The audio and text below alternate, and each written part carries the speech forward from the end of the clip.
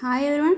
మన పాఠశాలలో మన 9th క్లాస్లో సైన్స్ సబ్జెక్ట్లో ఉన్న 3rd chapter laws of motion అనే లెసన్ గురించి చెప్పుకున్నాం. మనం ఇంతకుముందు వీడియోస్లో 2nd చాప్టర్ మోషన్ అనే లెసన్ గురించి చెప్పుకున్నాం కదా. మోషన్ అంటే తెలుగులో గమనం అంటాం. లాస్ ఆఫ్ మోషన్ అంటే గమన నియమాలు. అంటే ఒక వస్తువు కదులుతూ ఉంది, చలనంలో ఉంది, అంటే గమనిస్తూ ఉంది, గమనించడం కాదు, గమన స్థితిలో ఉంది. అంటే గమనం అంటే ఏంటి? ప్రయాణం, ఒక చోటు నుంచి ఇంకో చోటుకి ట్రావెల్ చేయడం అన్నమాట. సో ఇలా ట్రావెల్ అవుతున్నప్పుడు ఆ వస్తువు ఏ విధంగా బిహేవ్ చేస్తుంది, అది ఎప్పుడు కదులుతుంది, ఎప్పుడు ఆగుతుంది, ఆగడానికి కారణం ఏంటి, మూవ్ అవ్వడానికి కారణం ఏంటి, ఇవన్నీ ఆ వస్తువు యొక్క మోషన్ మీద బేస్ చేసుకొని కొన్ని లాస్ అనేది ప్రతిపాదించడం జరిగింది, కొన్ని నియమాలని ప్రతిపాదించడం జరిగింది. సో వాటి గురించి మనం ఇప్పుడు ఈ లెసన్లో తెలుసుకోబోతున్నాం. సో అదే మనం లాస్ ఆఫ్ మోషన్, గమన నియమాలు అని చెప్తూ ఉంటాం. ఓకే, సో ఇక్కడ ఉన్నారా, ఈయన గెలీలియో అనమాట. ఓకే, ఈయన మోడర్న్ సైన్స్కి పితామహుడు అని చెప్తూ ఉంటాను అనమాట. అంటే ఆధునిక విజ్ఞాన శాస్త్రానికి ఫస్ట్ పునాది వేసిన మనిషి అన్నమాట ఆయన గెలీలియో. ఓకే, ఈయన తర్వాత న్యూటన్ గమన నియమాలు, న్యూటన్స్ లాస్ ఆఫ్ మోషన్ అని చెప్తుంటాం. Okay, laws of motion Newton ప్రతిపాదించాడు. ఓకే, ఈయనకన్నా ముందు అరిస్టాటిల్ అని ఒక శాస్త్రవేత్త ఉన్నారనమాట. సో ఇప్పుడు వాళ్ళ ముగ్గురు గురించి మనం బేస్ చేసుకొని ఈ మోషన్ యొక్క లాస్ట్ని మనం ఇప్పుడు ఈ లెసన్లో చెప్పుకోబోతున్నాం. Okay, first of all you observe that the change in motion of many objects around us. లెసన్లో మనం టాపిక్ వైజ్ చదువుకొని చెప్పమన్నారు కాబట్టి నేను అలా అని చెప్తున్నాను అనమాట. ఫస్ట్ ఆఫ్ ఆల్ ఓకే, ముందు టూకీగా చెప్పాలంటే ముందు అరిస్టాటిల్ అనే శాస్త్రవేత్త ఏం చేశారంటే, యూనివర్స్లో అంటే మనం భూమి అని అర్థం చేసుకోవాలి. మన భూమి మీద ఏ వస్తువైనా సరే దాని యొక్క ఫైనల్ స్టేజ్ ఏంటంటే రెస్ట్ మోషన్లో ఉంటుంది, స్థిరంగానే ఉంటుంది. అంటే కదులుతున్న వస్తువు చివరికి ఆగి రెస్ట్ పొజిషన్లో ఉంటుంది. అలానే ఆల్రెడీ రెస్ట్గా ఉన్న వస్తువు కూడా అదే స్థితిలో రెస్ట్గానే ఉంటుందని చెప్పి అరిస్టాటిల్ అనే శాస్త్రవేత్త ప్రతిపాదించారనమాట. తర్వాత గెలీలియో ఏం చేశారంటే, ఏ వస్తువు యొక్క సహజ స్థితి స్థిరంగా ఉండడం ఏంటి? ఇప్పుడు సైకిల్ తొక్కి ఆగామనుకోండి, కాసేపటికి ఏమవుతుంది, సైకిల్ కూడా నెమ్మదిగా స్లో అయిపోయి కొంచెం టైంకి ఆగిపోతుంది కదా. అలానే రెస్ట్గా ఉన్న వస్తువు అనుకోండి, అది ఎలా కదలకుండా రెస్ట్గానే ఉంటుంది. సరే, అయితే అదే మనం గెలీలియో ఏం ప్రతిపాదించారంటే, ఒక వస్తువు మీద ఎక్స్టర్నల్ ఫోర్స్ అప్లై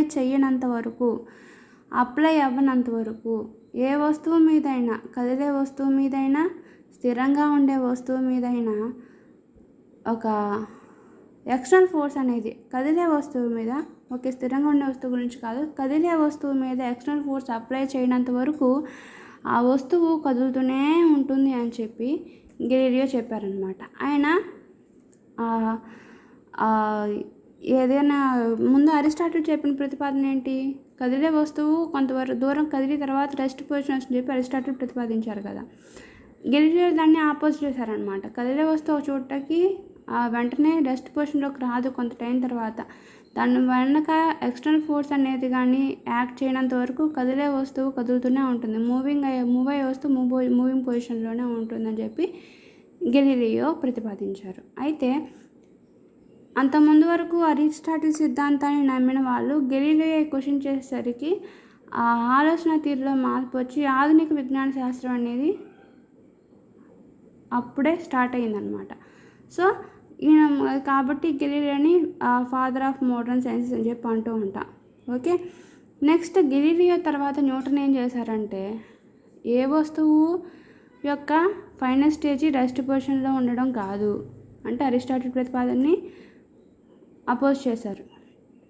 గెలీలియో ప్రతిపాదన కూడా అపోజ్ చేశారు. అంటే కదిలే వస్తువు ఎక్స్టర్నల్ ఫోర్స్ అప్లై చేయనంత వరకు అది కదులుతూనే ఉంటుంది అన్నదాన్ని కూడా క్వశ్చన్ చేసి న్యూటన్ ఏం చేశారు, 3 లాస్ని ప్రతిపాదించారు.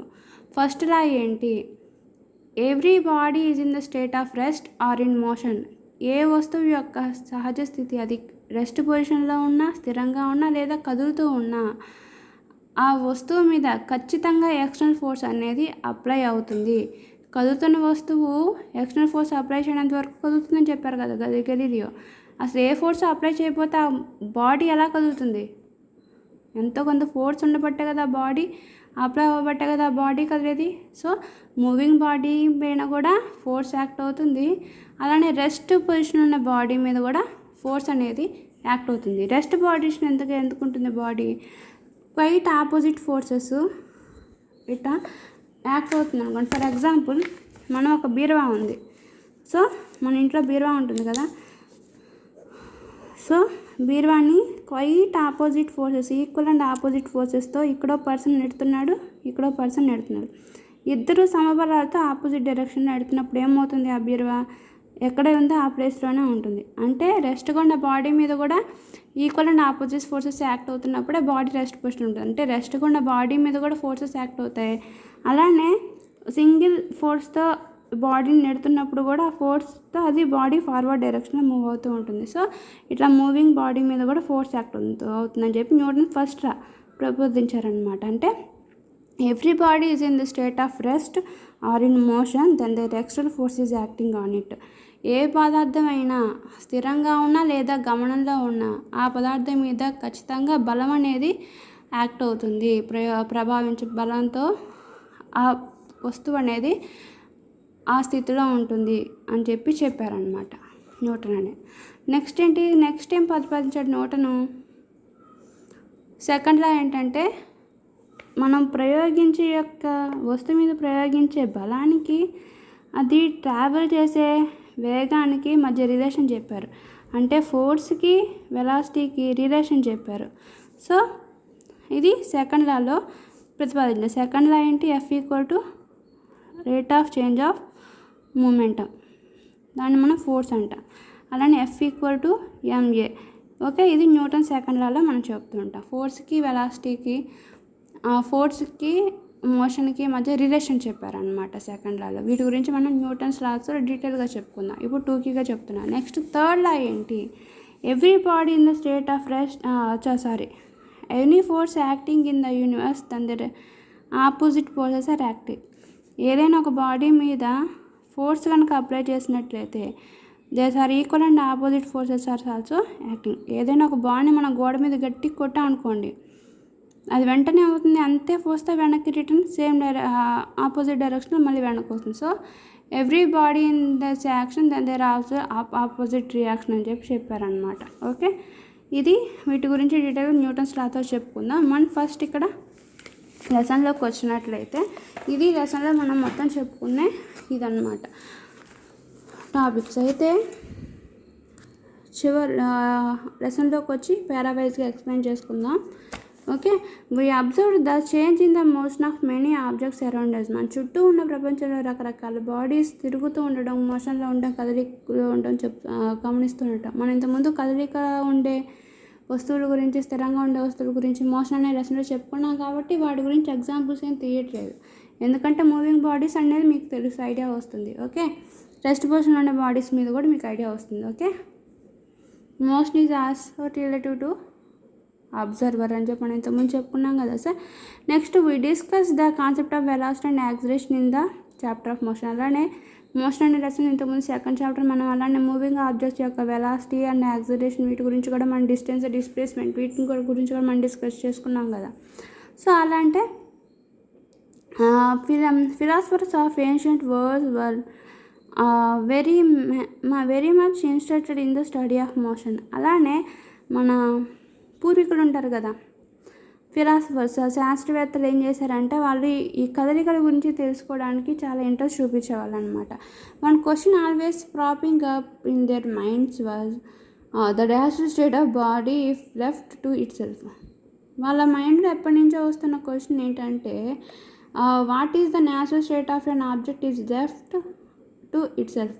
ఒక బాడీని వదిలేసాం అనుకోండి, అది దాని యొక్క సహజ స్థితి ఏంటి, దాని ఫైనల్ స్టేజ్ ఏంటి? అది రెస్ట్ పొజిషన్లో ఉంటుందా లేకపోతే మూవ్ అవుతూనే ఉంటుంది? దాని యొక్క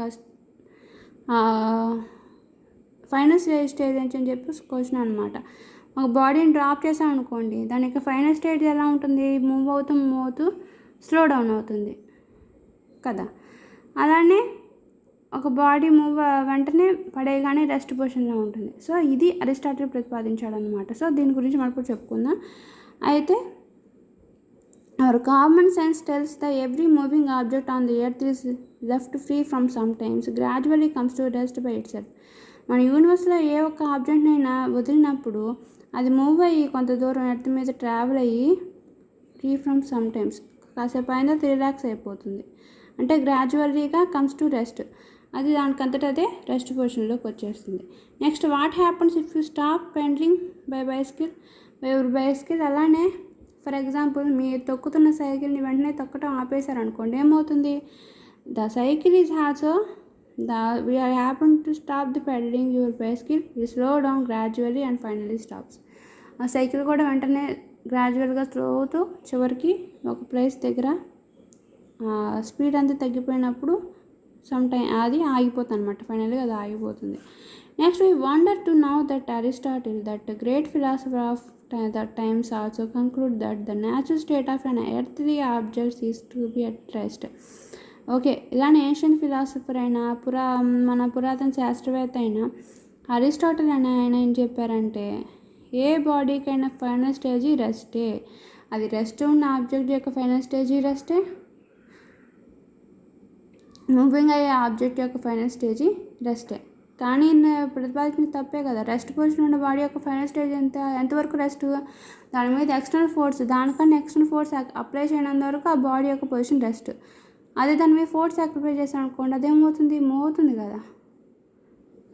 కొంచెం కన్ఫ్యూజన్ వచ్చింది కదా సిద్ధార్థంతో. కానీ అప్పుడు ఆ దేశకాల పరిస్థితులను బట్టి ఆయన అర్థం చేసుకున్నది ఏంటంటే, ఎవ్రీ బాడీ యొక్క ఫైనల్ స్టేజ్ అనేది రెస్ట్ పొజిషన్కే వస్తుంది అని చెప్పి అరిస్టాటిల్ ప్రతిపాదించాము. సో రెస్ట్ బాడీ గురించి ఎలాగో చెప్పక్కర్లేదు, ఎందుకంటే అది రెస్ట్ పొజిషన్లో ఉంటుంది, అదే దాని యొక్క ఫైనల్ స్టేజ్. అదే మూవింగ్ బాడీ గురించి చెప్పాలంటే అది కూడా మూవ్ అవుతూ సైకిల్ ఎలా ఆగిపోయిందో, ఫోర్స్ ఆపేసినప్పుడు సైకిల్ ఎలా నెమ్మదిగా స్లో అయ్యి ఆగిపోయిందో, అలానే మూవింగ్ ఆబ్జెక్ట్ కూడా స్లో అయ్యి ఏదో ఒక సిచ్యువేషన్లో అయితే ఆగిపోతుంది. సో అరిస్టాటిల్ అని చెప్పి every body is conclude that natural state of an earthly object is to B rest. మన భూమి మీద ఏ వస్తువైనా చివరి స్టేజ్ అది రెస్ట్ పొజిషన్కి రెస్ట్ పొజిషన్కే వస్తుంది. He thought that objects are rest request to no examples any moving body naturally comes to rest. So rest position body ఎలాగో రెస్ట్లో ఉంటుంది కాబట్టి మూవింగ్ ఆబ్జెక్ట్స్ గురించి మనం ఎలాగో ప్రత్యేకంగా కన్సిడర్ చేసి చెప్పక్కర్లేదు. ఓకే, ఎందుకంటే అవి కూడా మూవ్ అవుతూ అవి కూడా నెమ్మదిగా స్లో అయ్యి మూవింగ్ బాడీ కూడా రెస్ట్ పొజిషన్కి వస్తుందని చెప్పి అరిస్టాటిల్ ప్రతిపాదించారు అనమాట. నెక్స్ట్ గెలీలియో ఏం చేశారు? Galileo started that an object is motion will remains in the same motion as long as no external force is applied to it. ఏదైనా మూవింగ్ బాడీ సమ్ టైం గడిచిన తర్వాత రెస్ట్ పొజిషన్కి వచ్చిన Aristotle ప్రతిపాదించారు కదా. Galileo ఏం ప్రతిపాదించారు? సమ్ టైం తర్వాత రెస్ట్ పొజిషన్లోకి రావడం కాదు, మూవింగ్ బాడీ మీద ఎక్స్టర్నల్ ఫోర్స్ ఎలాంటిది ఎక్స్టర్నల్ ఫోర్స్ యాక్ట్ చేయనంత వరకు మూవ్ అవుతున్న బాడీ మూవింగ్ పొజిషన్లోనే ఉంటుంది అని చెప్పి గెలీలియో డిఫైన్ చేశారనమాట ఇక్కడ. So study that the object is motion will remains in the same motion. ఏదైనా కదులుతున్న వస్తువు అది కనీసం కదులుతున్న పరిస్థితుల్లోనే ఉంటుంది as no external force is applied to it. దాని మీద ఎక్స్టర్నల్ ఫోర్స్ బాహ్యబలం పనిచేయనంత వరకు గమనంలో ఉన్న వస్తువు గమనంలోనే ఉంటుంది అని చెప్పి గెలీలియో ప్రతిపాదించారనమాట. అయితే next Galileo comes up with 2 ingenious thoughts experiments. He did these experiments on the inclined plane with smooth surfaces and observed that the smoothened surfaces the further the bar traveled extended this argument and concluded that if the surface is perfectly smooth he was travel indefinitely until an encountered other object. Galileo అలానే moving మీద అవుతున్న వస్తువు మీద external force act చేయనంత వరకు అది move అవుతూనే ఉంటుందనే సిద్ధాంతాన్ని ప్రూవ్ చేయడానికి తను స్మూత్ సర్ఫేసెస్ తీసుకున్నారు, ఫ్లాట్గా స్మూత్గా ఉండే సర్ఫేసెస్ తీసుకున్నారు. ఆ సర్ఫేస్ మీద మార్బుల్ని తీసుకున్నారు, చిన్న మార్బుల్, ఎలాంటి గరుకుగా లేని సాఫ్ట్గా ఉండే ఒక మార్బుల్ని తీసుకొని అవి ఎక్స్పెరిమెంట్ విత్ ఇంక్లైన్ ప్లేన్స్ ఆ మార్బుల్తో ఎక్స్పెరిమెంట్ చేసి చూపించారనమాట. స్మూత్ సర్ఫేస్ మీద ఆ మార్బుల్ని వదిలినప్పుడు యూ అబ్జర్వ్ దట్ సమ్టైమ్స్ ఆ మార్బుల్ అనేది ఆ స్మూత్ సర్ఫేస్ మీద ట్రావెల్ అవుతూనే ఉంది. ఓకే, డౌన్వర్డ్ డైరెక్షన్ అంటే స్మూత్ సర్ఫేస్ డౌన్వర్డ్ మోషన్, ఇది పార్శ్వ కదలిక అంటాం. ఇది ఊర్ధ్వగమనం, పార్శ్వగమనం. ఊర్ధ్వం అంటే పార్శ్వగమనం అంటే కిందకి నడవడం, ఊర్ధ్వగమనం అంటే పైకి నడవడం. ఈ సర్ఫేస్ని తలాలు అంటారు అనమాట. అలానే ఈ పలకగా ప్లెయిన్గా ఉన్నప్పుడు సర్ఫేస్ అనేది అది సమగమనంలో ఉంది, అంటే యూనిఫామ్ మోషన్లో ఉందన్నమాట, సమచలనంలో ఉంది అని చెప్పి అంటాం. ఓకే, యూనిఫామ్ మోషన్లో ఉన్నట్టు. అలానే మార్బుల్ని డౌన్వర్డ్ సర్ఫేస్ మీద కిన్నప్పుడు అది ఎక్కువ స్పీడ్తో ట్రావెల్ అయింది. అలానే అప్వర్డ్ మోషన్లో ట్రావెల్ అయ్యేటప్పుడు మార్బుల్ దాని యొక్క స్పీడ్ని తగ్గిస్తూ ట్రావెల్ అయ్యింది. అలానే సమతలంగా ఉన్న సర్ఫేస్ మీద మార్బుల్ అనేది యూనిఫామ్ మోషన్లో ట్రావెల్ అయ్యింది, సమతా స్థితిలో ట్రావెల్ అయ్యింది. కాబట్టి ఇక్కడ డౌన్వర్డ్ డైరెక్షన్లో ట్రావెల్ అవుతూనే ఉంది, అప్వర్డ్ డైరెక్షన్లో ట్రావెల్ అవుతూనే ఉంది. అలానే ఇక్కడ ఫ్లాట్ సర్ఫేస్ మీద కూడా ట్రావెల్ అవుతూనే ఉందన్నమాట. ఎందుకంటే ఆ స్మూత్ సర్ఫేస్ కాబట్టి దానికి అడ్డుకునే బలం ఫ్రిక్షన్ అనేది ఉండదన్నమాట. సో ఫర్ ఎగ్జాంపుల్ మనం రోడ్డు మీద వెళ్తున్న సైకిల్ ఇందాక ఎందుకు ఆగింది, అది మూవ్ అవుతుందే కదా, కానీ ఎందుకు ఆగిందన్నారు, ఇక్కడ ఎందుకు ఇట్లా మూవ్ అవుతున్న బాల్ అనేది ఆగట్లేదు, వెళ్తూనే ఉంది, ఎందుకంటే రోడ్డు మీద వెళ్తున్న సైకిల్ గరుకు సర్ఫేస్ మీద, రఫ్ సర్ఫేస్ కాబట్టి ఫ్రిక్షన్ ఉంటుంది. సో స్మాల్ ఎఫ్తో ఉంటాం. సో ఫ్రిక్షన్ ఎప్పుడు రఫ్ సర్ఫేస్ మీద ఉన్న బాడీస్పై ఆపోజిట్ డైరెక్షన్ యాక్ట్ అవుతుంది. సో ఇట్లా మూవ్ అవుతున్న సైకిల్ ఆగిపోవడానికి కారణం అది. కానీ ఇక్కడ గెలీలియో తీసుకుంది ఏంటి, soft surface, smooth surface. Smooth surface మీద ఎలాంటి ఫ్రిక్షన్ అనేది యాక్ట్ చేయదు. సో అందువల్ల మూవ్ అయ్యే వస్తువు మూవ్ అవుతూనే ఉంటుంది, ఎందుకంటే ఆపోజిట్ ఫోర్స్లో ఫ్రిక్షన్ అనేది ఏది యాక్ట్ అవ్వట్లేదు కాబట్టి. సో గెలీలియో మూవ్ అవుతున్న వస్తువు ఎక్స్టర్నల్ ఫోర్స్ యాక్ట్ చేయనంత వరకు మూవ్ అవుతూనే ఉంటుంది. అంటే స్మూత్ సర్ఫేస్ కదా, తను ప్రూవ్ చేయాల్సిందే. సో ఫ్రిక్షనల్ లేని సర్ఫేస్ అంటే స్మూత్ సర్ఫేసే కదా. సో స్మూత్ సర్ఫేస్ మీద మార్బుల్స్ అనేది ట్రావెల్ అవుతూనే ఉండటం అనేది ఆయన ప్రాక్టికల్గా చేసి చూపించారనమాట. అయితే ఫస్ట్లో downward motion, second one is upward motion, ఇంకోటేమో plane on the flat surface. Okay, as shown in figure, here you observe in the marble rolls down the slope, it pick up the speed of the force of gravity on the earth. So ఇక్కడ marble ఏలో downward direction ఉన్నా, next marble బీలో అది upward డైరెక్షన్లో పోయి మళ్ళీ వెనక్కి వచ్చేస్తుంది, ఎందుకంటే గ్రావిటేషన్ ఫోర్స్ అనేది దాన్ని పైకి వెళ్ళకుండా వెనక్కి లాగేస్తుంది. అలానే పర్ఫెక్ట్లీ స్మూత్ సర్ఫేస్లో, ఈ స్మూత్ సర్ఫేస్లో ఏమవుతుంది, ఇది యూనిఫామ్ మోషన్లో. So when the object is rose incline plane, ఈ స్పీడ్ డిక్రీజెస్, అప్వర్డ్ డైరెక్షన్లో అవుతుంటే దాని యొక్క స్పీడ్ తగ్గుతుంది. డౌన్వర్డ్ డైరెక్షన్ ఏలో వచ్చినప్పుడు అయితే దాని యొక్క స్పీడ్ అనేది గ్రాడ్యువల్లీ ఇంక్రీజెస్, పెరుగుతూ ఉంటుంది. అలానే సీలో చూపినట్టు ఇది సమతా స్థితిలో వెళ్తుంది కదా. సో ఈ body no reason speed up of slow down. So ఈ ఫ్లాట్ సర్ఫేస్లో స్పీడ్ అవ్వడానికి కానీ స్లో అవడానికి ఎలాంటి రీజన్ లేదు, ఎందుకంటే అది ఎత్తుగా లేదు పలంగా లేదు, ఈక్వల్గా సమతలంగా ఉంది కాబట్టి. So it will be continue to move with the constant velocity. కాబట్టి ఈ సర్ఫేస్ అది కాన్స్టెంట్ వెలాసిటీతో మూవ్ అవుతూ ఉంటుంది అనమాట. ఓకే, నెక్స్ట్ అలానే అదే స్మూత్ సర్ఫేసెస్ని ఒక యాంగిల్ తీసుకొని, సర్టెన్ యాంగిల్ వీ షేప్లో, ఆయన గెలీలియో మంచి కళాకారుడు అనమాట. ఆయన ఎక్స్పెరిమెంట్స్ని ఆయన సొంతగా ఇన్స్ట్రుమెంట్స్ కూడా తయారు చేసుకుంటారు. ఓకే, టెలిస్కోప్ సన్ని, స్టార్స్ని, సోలార్ సిస్టమ్ని చూడటానికి ఆయన సొంతగా టెలిస్కోప్ తయారు చేసుకున్నారనమాట. అప్పటి కాలంలో ఉన్న టెలిస్కోప్స్ కంటే ఆయన సొంతగా చేసుకున్న టెలిస్కోప్ అనేది చాలా పవర్ఫుల్గా చక్కగా వర్క్ చేసిందనమాట. వీటి గురించి మనం నెక్స్ట్ టాపిక్లో చెప్పుకుందాం. Okay, so by this experiments Galileo came to conclusion with the contrast Aristotle belief that natural state of your body object is dead. కాబట్టి అరిస్టాటిల్ ఏం చెప్పారంటే, గెలీలియో ఏం చెప్పారంటే, అరిస్టాటిల్ చెప్పిన యొక్క తీర్పుని, అంటే జడ్జిమెంట్ని,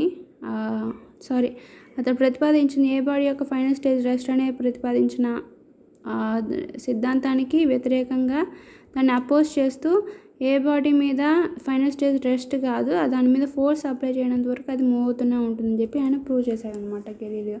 సో దానివల్ల మూవ్ అవుతూనే ఉండడానికి దాని మీద ఎలాంటి ఘర్షణ లేని సర్ఫేస్ తీసుకోవాలి కదా, అది smooth surface. So smooth surface తీసుకొని ఆయన ఎక్స్పెరిమెంట్స్ మొదలు చేశారు. సో ఇలా సమ్ యాంగిల్లో పెట్టినప్పుడు ఇక్కడ స్టార్ట్ చేసిన వస్తువు మళ్ళీ ట్రావెల్ అయ్యి ఇక్కడ వరకు వచ్చి మళ్ళీ తిరిగి ఇక్కడికి వస్తుంది. అంటే ఈ ఫ్లాట్ సర్ఫేస్, స్మూత్ సర్ఫేస్ మీద ఎలాంటి ఫ్రిక్షన్ ఫోర్స్, ఘర్షణ అనేది ఉండదు కాబట్టి మూవ్ అవుతూనే ఉంటుంది. సేమ్ అలానే యాంగిల్ తగ్గించారు ఈసారి. యాంగిల్ తగ్గించినప్పుడు ఏమవుతుంది, ఇక్కడ నుంచి సేమ్ ఇదే పాయింట్లో నెక్స్ట్ టైం అంత హైట్కే వచ్చింది, మళ్ళీ తగ్గింది, మళ్ళీ వెళ్ళింది, మళ్ళీ అంత హైట్కి వచ్చింది, మళ్ళీ అంత తగ్గింది, మళ్ళీ వెళ్ళి మళ్ళీ అంత హైట్కి వచ్చింది. నెక్స్ట్ ఇలానే యాంగిల్ని ఇంకా పెంచేశారనమాట.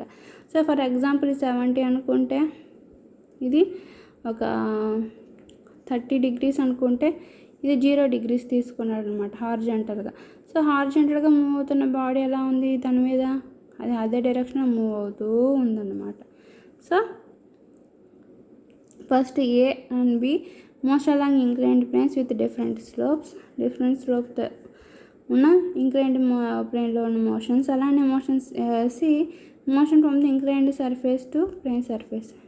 సో ఇంక్లైన్డ్ ప్లేన్స్ తర్వాత ప్లేన్ సర్ఫేస్ యొక్క డయాగ్రామ్ అనమాట. So Galileo observed that the shown in figure 2A, the marble released from the initial height rolled down in the surface of gravity and moving up the slope until it reaches its initial height. Okay, ఒక ఎండ్లో నుంచి marble వీటం కానీ అది ఇంకో end అంటే same అంత హైట్లో ఉంది. ఫస్ట్ డ్రాప్ చేసినప్పుడు అంతే ఉన్న హైట్కి అది ట్రావెల్ చేస్తుంది అనమాట. So that means the distance travel by the is greater. Okay the reduce the angle of upward slope and did you experiments in figure 2. So ఇక్కడ వరకు రీచ్ అయింది కదా, నెక్స్ట్ ఫిగర్ ఏం చేస్తాము, ఈ యాంగిల్ని తగ్గించండి అప్పుడు ఏమవుతుందో. So in figure 2B the marble road in the sum height but it's I had it to go further in this instant. So ఇలానే ఎక్కడైతే డ్రాప్ చేసాం సెకండ్ వీలో కూడా సేమ్ అంతే హైట్కి ట్రావెల్ చేసింది. So the means of distance traveled by the is greater, so that is the observation the further reduce the angles of upward slope, he got the same results. So ఇలా మనకి పైన ఉన్నప్పుడు ఎంత దూరం travel అయిందో కొంచెం wall తగ్గించినప్పుడు కూడా, యాంగిల్ తగ్గించినప్పుడు కూడా అంతకన్నా ఇంక ఎక్కువ దూరం ట్రావెల్ అయింది. యాంగిల్ ఇంకా పూర్తిగా తగ్గించినప్పుడు అది ట్రావెల్ అవుతూనే ఉందన్నమాట. So he got some results is that to reach the some high that the ball had no further each time. So ఈ విధంగా నెక్స్ట్ ఇక్కడ స్లోప్ లేదు కదా కాబట్టి ఈ కేస్ 3లో అది పైకి రాకుండా బాల్ అనేది ట్రావెల్ అవుతూనే ఉందని చెప్పారనమాట. So then question arise in his mind, how much must it have no move to reach the some heights of its has no slope to go up. So ఇక్కడ ఎలాంటి slope లేనప్పుడు ఆ ball అనేది ఏ విధంగా travel అవుతుంది, how far must it have to move to reach the some heights of its no slope to go. So ఇక్కడ ఇందాకలాగా move అవడానికి ఇక్కడ స్లోప్ లేవు కదా, ఇక్కడ ట్రావెల్ అవుతుంది. ఎలా ట్రావెల్ అవుతుంది, సమతా స్థితిలో యూనిఫామ్ మోషన్లో బాల్ ట్రావెల్ అవటం అనేది జరుగుతూ ఉంటుంది. So since has no slope it to go up as shown in figure 2C. కాబట్టి ఈ స్లోప్ లేనంత వరకు అది ఫిగర్ 2Cలో చూపించినట్టు స్లోప్ లేకపోతే అలా సమతా స్థితిలో ట్రావెల్ అవుతూ ఉంటుంది అన్నమాట. So obviously it should keep on moving forever along this level surface of constant velocity. He conclude that the natural state of moving object is free from external influences, its uniform motion. కాబట్టి Galileo ఏం చెప్పారు, ఏదైనా body for ever ఈ level of surface of constant. So ఇక్కడ surface లేనప్పుడు ఇది move అవుతూనే ఉంటుందని చెప్పారు కదా. So he conclude that natural state of a moving object is free of certain external influence. ఒక బాడీని దాని యొక్క వదిలేసాం అనుకో న్యాచురల్ స్టేట్లో, దాని యొక్క పవర్ ఎలా ఉంటుందంటే ఇన్ఫ్లుయెన్స్ యూనిఫామ్ మోషన్, అది యూనిఫామ్ మోషన్లోనే ట్రావెల్ అవుతూ ఉంటుంది. So what did you think of these experiments. So uniform మోషన్లో ట్రావెల్ అవుతుంది మీరు ఎలా చెప్పగలరు. If any external force required to the step of moving object. From these experiments, we can say that object will remains in the uniform motion unless it force acting on it. Okay, ఒక object కనుక రెస్ట్లో ఉందంటే ఏం చెప్తాము? నెమ్మదిగా కదులుతుందంటే దాని మీద equal and opposite forces act అవ్వడం వల్ల అది రెస్ట్లో ఉందని అనుకుంటాము. లేదా దాని మీద కొంచెం ఫోర్స్ అనేది యాక్ట్ అవుతుంది కాబట్టి కంటిన్యూషన్గా ఫోర్స్ యాక్ట్ అవ్వడం వల్ల ఆ బాడీ మూవ్ అవుతూ ఉంటుందని చెప్పి మనం అనుకుంటాం అనమాట. Okay, so Galilei imaged the world that there is no friction around this glass air, not possible. It is really becomes function. Effect on the motion of object plays an important role in this lives user. Okay, మనం ఇలానే Galileo ఏం ప్రతిపాదించారు? ఏదైనా ఒక body రెస్ట్లో కానీ మోషన్లో కానీ ఉందంటే దాని మీద ఖచ్చితంగా ఎక్స్టర్నల్ ఫోర్స్ అనేది యాక్ట్ అవుతూ ఉంటుంది. లేదా మూవింగ్ బాడీ మూవ్ అవుతూనే ఉన్నప్పుడు దాని మీద ఖచ్చితంగా ఎక్స్టర్నల్ ఫోర్స్ అనేది యాక్ట్ అవుతూ ఉంది. ఎక్స్టర్నల్ ఫోర్స్ యాక్ట్ అయ్యేంత వరకు ఆ బాడీ మూవ్ అవుతూనే ఉంటుందని చెప్పి చెప్పారనమాట. సో ఈ విధంగా ఎక్స్టర్నల్ ఫోర్స్ లేకుండా మూవింగ్ అవుతూనే సర్ఫేసెస్ ఉన్నాయనుకోండి, అప్పుడు ఏమవుతుంది? ఫ్రిక్షన్ ఉండదు. ఎక్స్టర్నల్ ఫోర్స్ అప్లై చేసే బాడీని కంట్రోల్ చేసి ఆపే ఫోర్స్ ఉండదు. అప్పుడు ఏమవుతుంది? ఆ ఇంక్లైన్ ప్లేన్ మీద చాలా యాక్సిడెంట్స్ జరుగుతాయి, చాలా ఇబ్బంది పెడుతూ ఉంటాం అనమాట. సో ఇంక్లైన్ ప్లేన్ మీద మనం ఎలాంటి యాక్టివిటీస్ చేయలేం కాబట్టి మనం ఇంక్లైన్ ప్లేన్ కాంది రఫ్ సర్ఫేస్ గురించి ఇప్పుడు గెలీలియో అయినా చెప్పబోతాం అనమాట. ఇప్పుడు ఫ్రిక్షన్ ఏంది? ప్రపంచాన్ని ఊహించుకోండి. ఇప్పుడు నడుస్తున్నామంటే ఒక పాదం ఎత్తి ఇంకో పాదం వేస్తుందంటే వెనక పాదం పైకి లేస్తుంది, అంటే అది భూమిని ఇట్లా తాకి పైకి లేస్తుంది, అంటే ఘర్షణ ఉంది కాబట్టి మనం స్లిప్ అవ్వకుండా పడిపోతున్నాం. అదే నీళ్ళ మీద జారండి, నూనె నేల మీద రాసి నూనె మీద నడిస్తే ఏమవుతుంది? మీరు చేయకండి. అయితే నూనె మీద రాసినప్పుడు నూనె అంతా ఒక చిన్న పైన లేయర్ లాగా మిగిలిపోతుంది కదా నేల మీద, థిక్ లేయర్ లాగా. సో దాని మీద అది స్లిప్పింగ్ నేచర్ ఉంటుంది ఆయిల్కి. సో అది అతుక్కోదు వెంటనే పాదం, అది ఫ్రిక్షన్ ఫోర్స్ తక్కువ ఉండటం వల్ల అది వెంటనే వేసిన పాదం వెంటనే ఇట్లా జారిపోతుంది. అప్పుడు తన మనిషి ముందు పడతాడనమాట. అలానే కాళ్ళు, ట్రైన్లు, బస్సులు, వెహికల్స్, ఆటోస్ ఇవన్నీ నడవాలన్నా ఎర్త్ యొక్క ఫ్రిక్షన్ కారణంగా నాకు ఒక చోట నుంచి ఇంకో చోటుకి మన వెళ్తానమాట. సో ఒక వస్తువు కదులుతుందంటే దాని మీద అప్లికేబుల్ ఫోర్స్ ఫ్రిక్షనల్ ఫోర్స్ కన్నా ఎక్కువగా ఉందని చెప్పుకోవాలి. అదే వస్తువు రెస్ట్ పొజిషన్లో ఉందంటే దాని మీద ఈక్వల్ అండ్ ఆపోజిట్ ఫోర్సెస్ రెండు యాక్ట్ చేస్తుందని చెప్పి మనం చెప్పుకోవాలన్నమాట. సో ఈ విధంగా మనకి ఫ్రిక్షన్ లేని ప్రపంచాన్ని గెలీలియో చూసి ఊహించినట్టు చెప్పినట్లయితే మనకి ఎలాంటి యాక్టివిటీస్ అని జరగదు. So role in friction is plays an important role in our lives. Motion is also perform very important role in our lives. For example, if there was no friction, we would not have been able to walk the ground. Friction లేకపోతే మనం గ్రౌండ్లో నడవలేం. పాదం అడుగు తీసి అడుగు పెట్టలే, అడుగు జారిపోతుంది. Next we would not have been able to stop off for moving car etc. Okay, friction force లేకపోతే కారు సరిగ్గా ముందుకు పోయింది అనుకోండి, ముందుకు పోతున్న కారు మీద ఖచ్చితంగా దానికి ఆపోజిట్ డైరెక్షన్లో ఫ్రిక్షన్ ఫోర్స్ అనేది యాక్ట్ అవుతూ ఉంటుందన్నమాట. So very difficult to perform the many physical activities with function and built up on the ideas primarily developed by the Aristotle and Galileo. Sir Isaac Newton proposed his three fundamental laws which explain the connection between the force and change in motion. These three laws are properly known as Newton's laws of motion. So Newton అని ఆయన ఏం చెప్పారంటే difficult to perform many physical activities without functioning. Friction లేకుండా మనం physical activities మనం ఎలాంటి విషయాలు చేయలేము. మనం నుంచోలేం, కూర్చోబెడలేం, కదలేం, పరిగెత్తలేం. So built up on the ideas primarily developed in Aristotle and Galileo. So ఈ విధంగా ఫ్రిక్షన్ లేని ప్రపంచాన్ని ఏ విధంగా చూపించాలని చెప్పి అరిస్టాటిల్ మైండ్లో, గెలీలియో మైండ్లో ఆలోచన పడింది అనమాట. Since Isaac Newton proposed his three fundamental laws which explains the connection between the force and charge. Okay, ఇంతకుముందు అరిస్టాటిల్కి, గెలీలియోకి ఫోర్స్కి, చేంజ్కి మధ్య డిస్టెన్స్ కనుక్కోవాలనుకున్నారు కదా. నెక్స్ట్ ఇక్కడ ఏం చేశారంటే న్యూటన్ ప్రతిపాదించిన 3 లాస్ ప్రకారం మనకి ఫోర్స్కిను చేంజ్ ఇన్ మోషన్కి వెలాసిటీకి ఉన్న రిలేషన్ని వాళ్ళు తెలుసుకోగలమాట. So this 3 laws are properly known as Newton's laws of motion. So అది మనకి మోషన్ యొక్క కదలిక గురించి చెప్పే నియమాలు ఏమంటాం, వాటిని న్యూటన్స్ లాస్ ఆఫ్ మోషన్ అని చెప్పి అంటూ ఉంటాం అనమాట. ఓకే, గమన నియమాలు అని చెప్పి అంటాం. గమనించే వస్తువు యొక్క నియమాలు కాబట్టి గమన నియమాలు. Okay, thanks for watching my videos. Next వీడియోలో మనం ఫస్ట్ లా గురించి చెప్పుకున్నాం. Okay, bye.